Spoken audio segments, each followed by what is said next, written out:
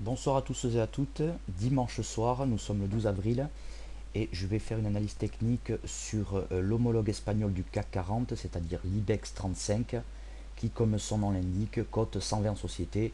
Non, je plaisante, c'est bien 35.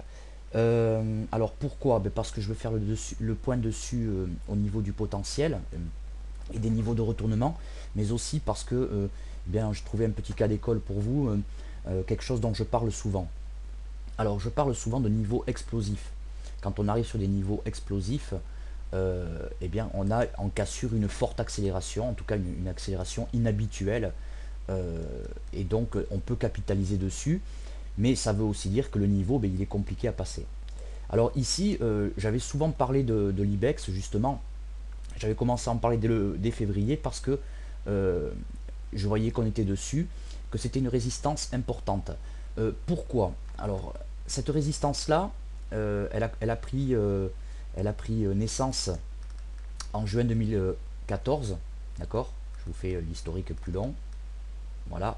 Et c'était aussi un précédent haut de février 2011. Donc c'était une résistance, euh, déjà symboliquement très importante, et qui plus est, d'un point de vue graphique, avait un nombre d'impacts.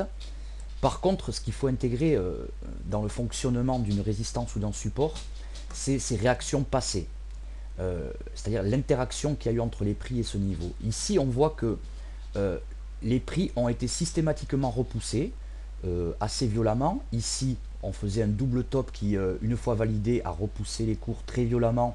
C'était en fin d'année 2014. Puis, on a rebondi sur le support et on est allé chercher, une fois de plus, donc en février, ce niveau.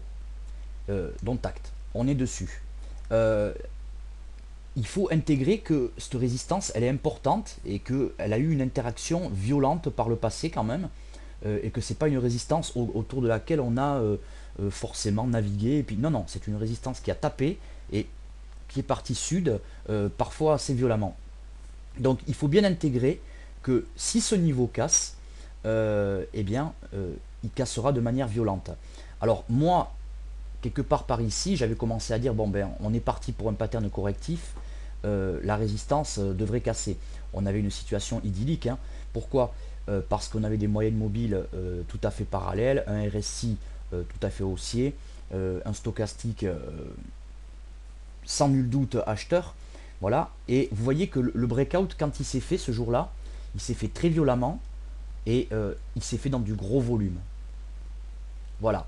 Pourquoi? Parce qu'il y a eu un tas d'acheteurs sur ce niveau, parce que c'était un niveau important, mais aussi parce qu'il y avait un tas de stop vendeurs qui ont débouclé leur position. Et donc ça a causé ce magnifique mouvement. Euh, Ce qui veut dire que d'un point de vue de l'analyse technique, en cas de consolidation et de retour sur ce seuil, nous considérerons ce seuil comme un niveau d'achat potentiel très fiable. Et en tout cas, un niveau de retournement très important. Parce qu'il est clair que si cette résistance a si bien fonctionné et qu'elle ne fonctionne pas comme support, il va falloir vraiment se poser des questions parce que d'un point de vue technique, on aura cassé un support, mais d'un point de vue psychologique, on aura cassé un niveau qui a été très important.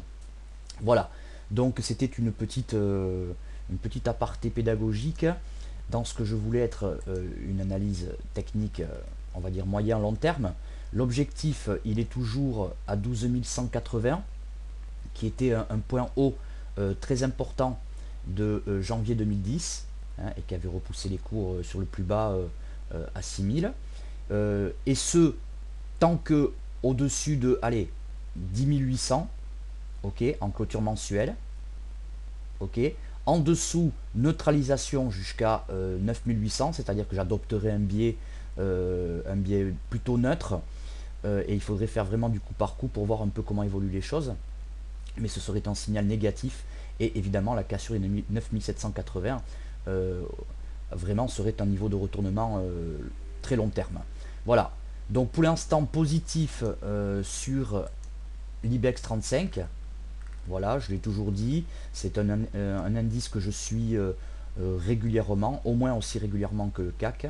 Nous sommes sur une résistance technique ici des 27% d'extension de Fibonacci de ce pattern correctif ici.